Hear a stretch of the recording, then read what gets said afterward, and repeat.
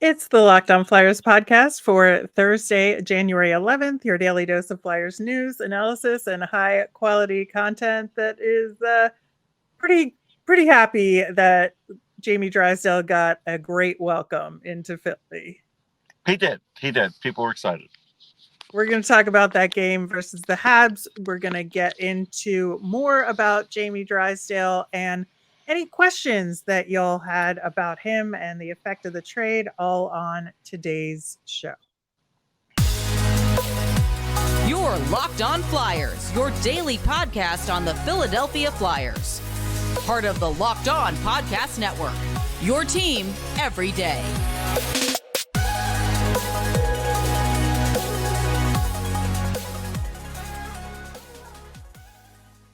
Hey there, and thanks for making Locked On Flyers your first listen every day. I am Rachel Donner. You can find me on the app formerly known as Twitter at rmiriam.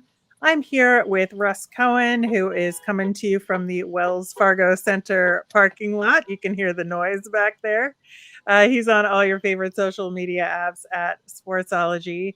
We are at Locked On Flyers on Instagram, Threads, Blue Sky, and Twitter as well. You can subscribe or follow us for free over on YouTube or on the SiriusXM app or anywhere you listen to podcasts.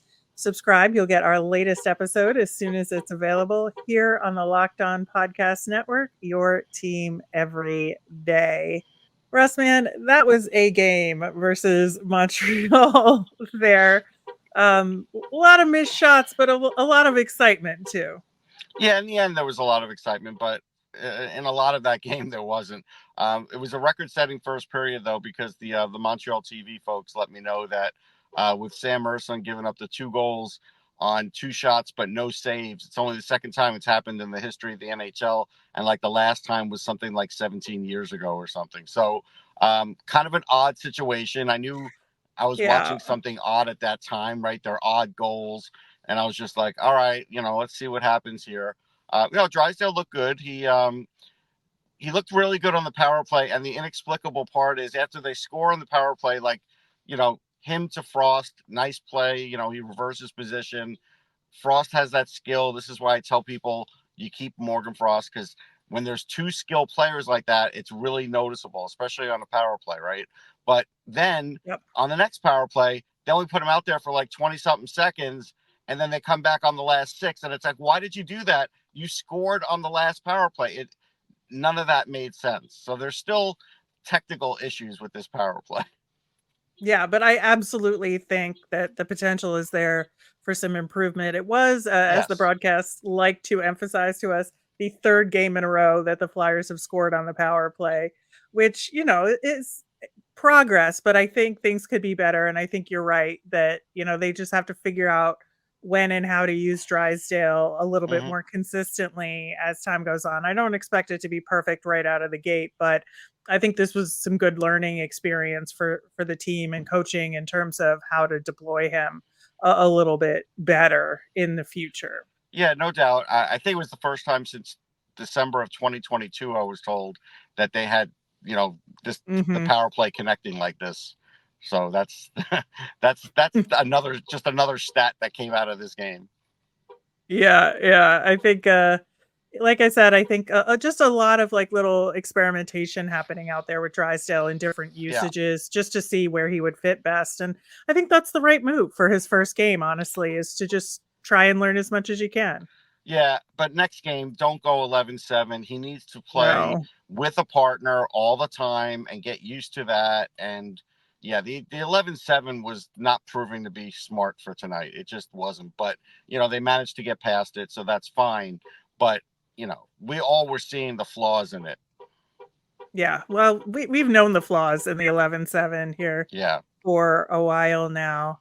And I'm also, a little worried about how it's going to work out roster-wise. And, we talk a little bit about that a little later in the show when we do our mailbag questions from y'all about the fallout from this trade, as well as some other questions on the team. But I think that, this is going to be a real difficult decision-making process for the Flyers on what to do, again, especially when Noah Cates comes back. Yeah, and I don't think he's too far off. So, definitely something is going to happen, and we're pretty sure it's going to affect one of the young players. Yeah, we'll see what they decide to do on that front, but the chances are high. There's going to be a lot of shuffling happening related to that. Again, in this game, a lot of shots that did not go, particularly from Owen Tippett. I would say. Oh yeah. But the goal that he did get, again, like we've said this time and again, when he doesn't have time to think, they shots go in. Right. There were two great passes. Couturier to connect, and he goes right to Owen Tippett, and he puts it right in. It's like, yeah, that's great. Keep doing that. But then, there's other times, again, where he does that shot down the right side, and the goalie's already set up. Like, you're not scoring on that. Do something else. Do another fake. Something else has to kick in, so he tries it, because he can get more goals out there. It's frustrating sometimes. Yeah, and I think that, especially that last attempt he had, where he came flying down the ice. Yeah. I really want to know how fast he was going. He was going fast, rush. No question about it. Yeah. It was unbelievable. But you're right, it was like the same move.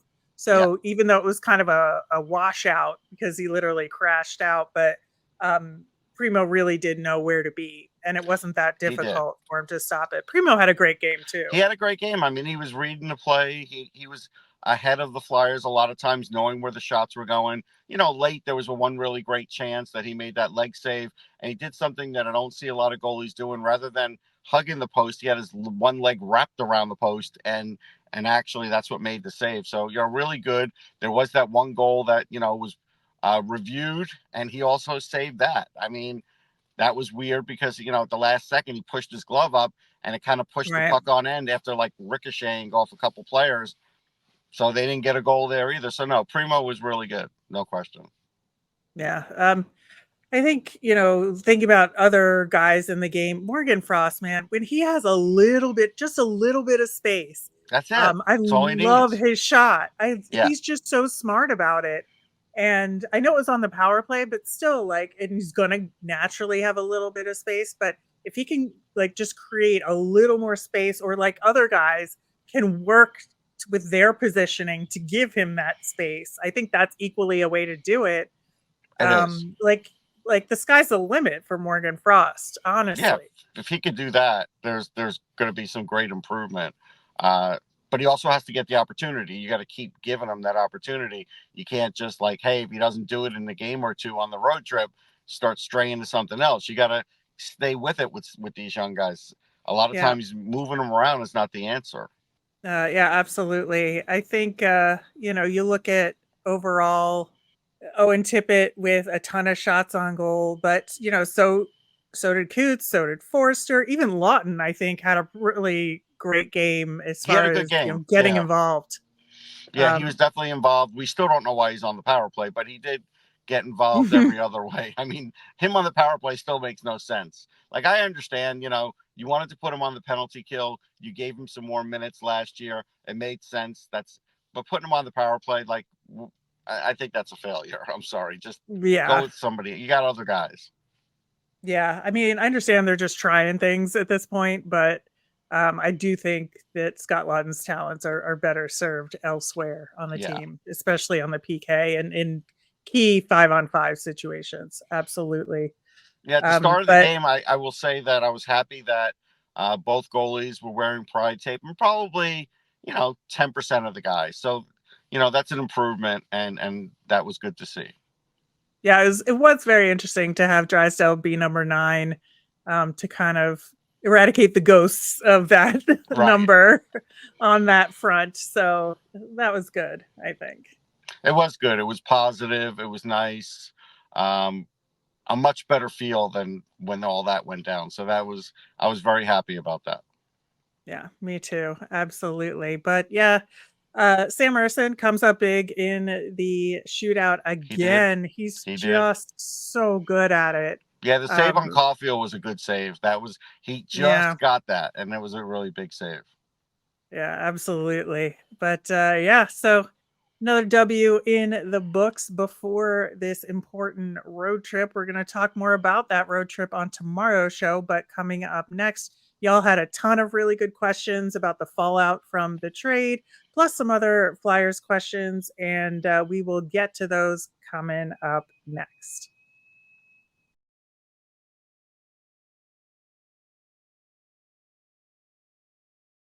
The Flyers have a tough road trip ahead, playing the Wild and Jets back to back to start it off. And we're going to preview those two games on tomorrow's show. But in the meantime, we do have some additional mailbag questions. You had so many good ones following the big trade and, the fallout and what it means for the rebuild. So we're going to get right into it. Ryan wants to know, now that the Flyers need to make it a top priority to sign that player at the University of Denver, who's Massimo Rizzo, the one they traded for from Carolina. He's leading the NCAA in scoring this season, including above Cutter. How important is this to the Flyers now? Well, it's important, but the issue is he's got a lot of choices now too, with the year that he's having. So again, like any other college free agent, he's going to look at the landscape of the Flyers and say, where could I possibly play here? Can I play in the NHL here next year? Can I play in the NHL here the year after? Where would I fit in the center depth? And right now, it's kind of log jammed. So unless he knows what Ryan Poehling's doing or what the club's doing with Ryan Poehling next year, it's a 50-50 coin flip. So they're going to go to him, I'm sure, and try. But if he is a little standoffish, then, he might take his chances in free agency. So the chance of that exists. Yeah, it'll be interesting because it's kind of like the devil you know versus the devil you don't know for Mhm. Ryan Poehling, I think, both from his side of things and the Flyers side of things. Yeah. It's like he's a known entity for the Flyers now. So is he going to re-sign with the Flyers? Is he going to want to re-sign with the Flyers? That is a big question going into this, I think, for Massimo Rizzo, and he does have a certain degree of the power here in Yeah. this discussion. And, it kind of raises the question for me. This wasn't a mailbag question. This is me asking myself and, you, Russ. Does this situation that happened with Cutter Gauthier affect the Flyers' ability to sign prospects to ELCs, especially coming out of college? Well, all right. So the free agent ones, I think it affects them because, again, they're going to look at that and say, all right, maybe I go someplace where I don't have to worry about teeing anybody off with how I handle myself or anything else. Because what if, Rizzo all of a sudden starts negotiating and it doesn't go well? His camp may say, now what's going to happen? Are we going to get skewered in the press? Who knows? Like, that's how people look at it. So I think from that perspective, yes. Now, from an ELC perspective, from the draft, that's a little different. That one I think they'll still be okay with. But I do think the free agency one, Right. it's, I don't think they're going to be a starting point. Now, for someone like Rizzo, who's got a friend like Brink there, it could help, but it's only Right. going to help. But it's only going to help if there's opportunity. Yeah, I think that's going to be the interesting part of it is, college hockey is becoming more and more the fertile breeding grounds to find NHLers and to find Right. diamonds in the rough that maybe didn't get drafted right away.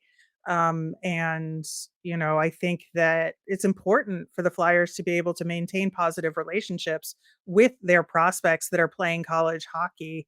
And I do think they're going to have to put in some extra work now Yeah, I to don't think there's any question. yeah, to maintain those relationships. But it's a really good question about Rizzo because he's absolutely killing it It's a good question. We right talked now. about him this year. He's Yeah, made some big jumps even from the last time we saw him live, like last yeah, summer. absolutely. Uh, Carl Hamill over on YouTube saying it's looking like the Flyers will need to trade Carter Hart to generate assets for another top line center prospect. What do you think? I mean, it's so hard to get a top line center prospect, and unfortunately, with the Hockey Canada stuff still looming, I don't think they're going to get that for Carter Hart because I don't think a All right. team's going to take the chance. Yeah, I think until that's resolved, I don't think Carter Hart is the guy that's going to get that level of prospect in return. Is Travis Konechny? That's another story. I Yeah, I think mean, you that get a better chance with Konechny getting a underdeveloped prospect that could turn into that. But with Hart, because of this situation, like, don't be drags on with Carter Hart through the summer, like, even though he's an RFA and they don't sign him, because they may be waiting to find out what's happening too. Yeah, I think that there's a lot of waiting and seeing with this Flyers team and the management now related to all of this. Susan wants to know, do you think the Gauthier trade affected the players during the game with Pittsburgh? Absolutely not. No, no. They probably, I believe there's some rules about not having, I know there is in the NFL, but like not having a phone on you during the game, Right, but who's to and say not being able someone? to check your phone. Yeah, I mean, I don't know if that gets policed very well. Like, could someone check their phone in between the break? They, in between periods, they could. Would it affect them? Not in the least. No. No, and I do know that based on what we heard from Jamie Drysdale, that he was getting texts from Flyers like well after the game ended, Right. to welcome him to the team. But yeah, I think they're focused on the game, Yeah. um, and it really didn't have anything to do with it A lot there. of the Um, players don't really know him. Like, that's the honest truth too. yeah, yeah. So I think, it was definitely a surprise, in terms of maybe not, in retrospect, looking at how things happened, you could look back with hindsight and say the trade was not a surprise, but who it was for and like the timing of when it went down was Sure. certainly a surprise Right. uh, for us. And I think that, the guys are just focused on the game at hand. Tortorella's focused on the game at hand. You could see that even after the deal, he's kind of like, I just want to talk about the hockey here. Right. So I think that they know what they're doing as far as that's concerned. Richard wanted to know about Jamie Drysdale's injury history, and is that a concern? And how are we feeling about that? Well, I mean, if it's a reconstructed shoulder, you do always worry about it. I can go back to um, really when I was a teenager, and Barry Beck was a great player who played for Colorado, then got traded to the Rangers, and he had a shoulder problem, and every once in a while would pop out, and it definitely hindered what he could do his complete career. And he was a bigger guy, so like it's not always just the smaller guy thing. Sometimes it's actually just the injury. But in the end, I'm sure they got the medicals and it looks pretty good. So I don't worry about it as much from that perspective. That possibility exists because like you have an injury, it exists, but the upside is much higher than worrying about the downside right now. Yeah, I think so too. It's definitely, this is not a Ryan Ellis situation at all. Well, we didn't know It's the Ryan Ellis one. To be fair, you didn't know the Ryan Ellis one was going to be a Ryan Ellis one, except we knew he had more injuries than Drysdale. Like that's all we know. So I'm not going to compare the two either. I'm not. But I'm right. just saying, even then though, you didn't really know. Yeah, I think, it just it does seem like the upside is well worth this risk No, no, uh, there's for a no guy like question the upside's Drysdale. worth the risk.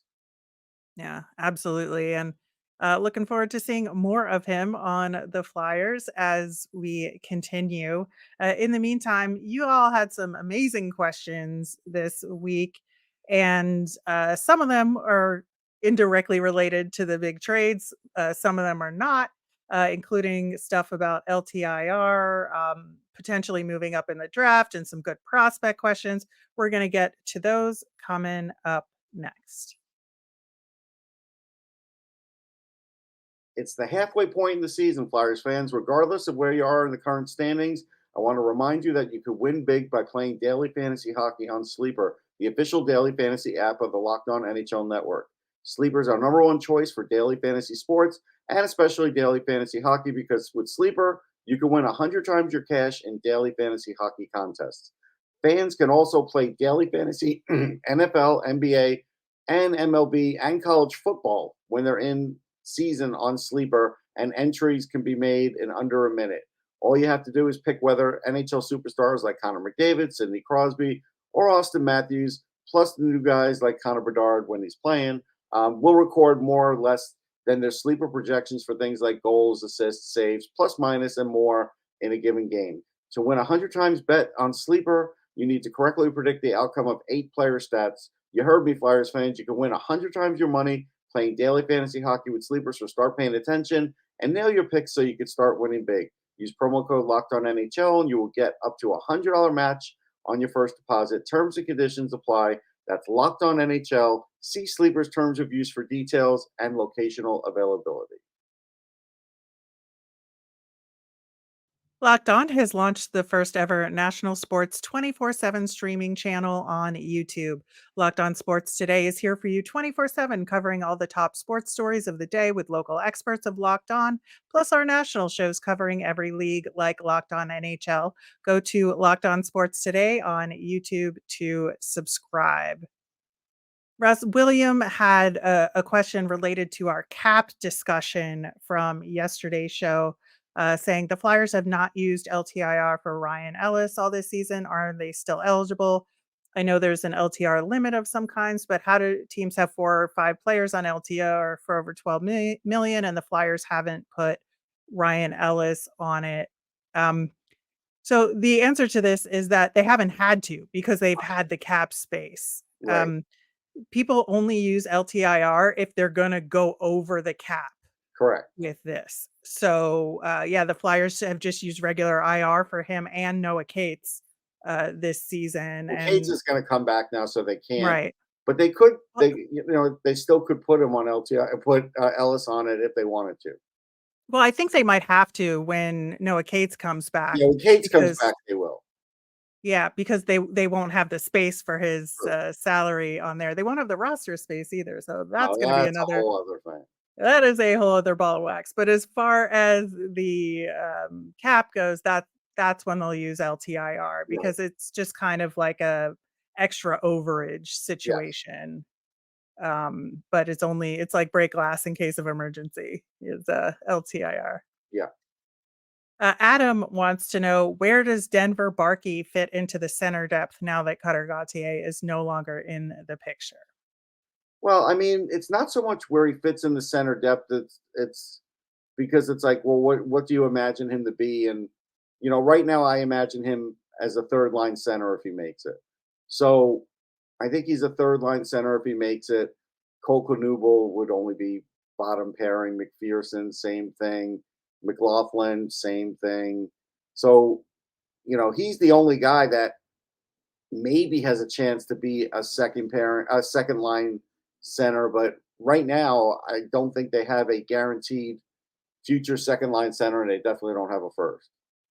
Yeah, and I do know that Denver Barkey is playing top line center for London right Yeah. now, which is great. And he's getting a lot of playing time. Mhm. He's getting a lot of different kinds of playing time, and he's having a tremendous season so far, which is all good. But I do think, just like given his size and given his style of play, that he's not going to be the big face-off guy for the Flyers. No, Let's be real. no, that's So we definitely need another guy in the system who's going to be really good at face-offs and be physical and have a more defensive I think they style need of two. game.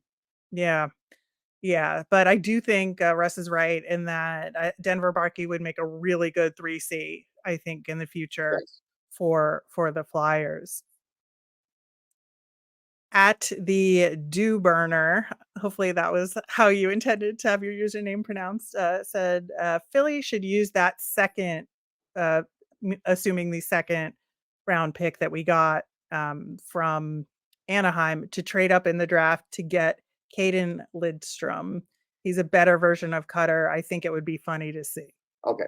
So first thing, that extra second's a 2025. So, but they do have a couple seconds and an extra first in this one. And even if they did the couple of seconds and the first, even if they did a couple of seconds and a couple of firsts, they're not getting Kaden Lidstrom. He's top 5, top 10.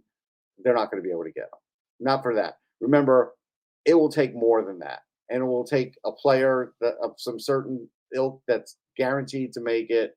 Like, it's just, there's very few centers in this draft. And honestly, right now, Macklin Celebrini is the only one you could say is a top line center in the future. The rest are you're really just projecting. So would I trade all those assets for Kaden Lidstrom? No, I still wouldn't even do it because I'm still guessing. Now, granted, if you were second line center, hey, that's great. But now I'm maybe trading like 4 assets to do it, even if I could. Right. And remember, the Flyers picks, you're probably talking about something between 13 and 17 for them. And then, like 20 to 28 for the Panthers, because the Panthers are good.